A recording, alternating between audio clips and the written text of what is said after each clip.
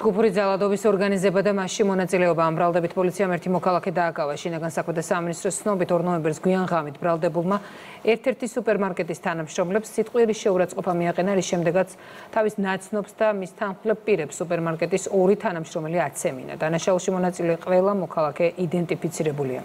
ვაკომერძულნიშვილი გიამბობთ.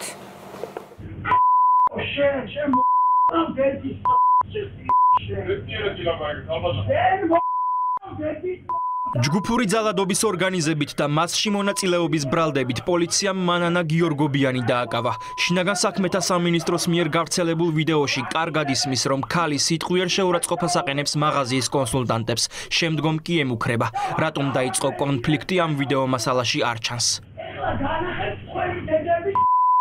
მუქარის შემდეგ გიორგობიანმა მაღაზია დატოვა და მის ახლობელს დაუკავშირდა. მამაკაცი, რომელთან ერთადაც ქალი დაახლოებით 15 წუთში უკან დაბრუნდა, გავრცელებული ინფორმაციით მომღერალ მამუკა ჩარკვიანის ვაჟი, 29 წლის ჯაკო ჩარკვიანია. კადრებში ჩანს, რომ კონსულტანტები ძალის გამოყენებით ქუჩაში გაიყვანეს და ფიზიკურად გაუსწორდნენ. ჯამში საუბარია თავდამსხმელ 6 მამაკაცზე. გიორგობიანს უბანში ყველა იცნობს. მეზობლების და ოჯახის ახლობლის ინფორმაციით, ჯაკო ჩარკვიანი მანანა გიორგობიანის გარდაცვლილი ვაჟის მეგობარი იყო.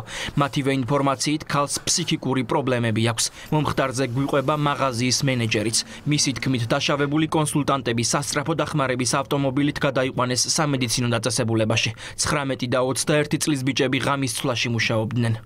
სხვა თანამშრომელი არ ყოფილა იმ დროს ობიექტზე. დამხმარე კადრი არიან ჩვენი. კარტელი არიან?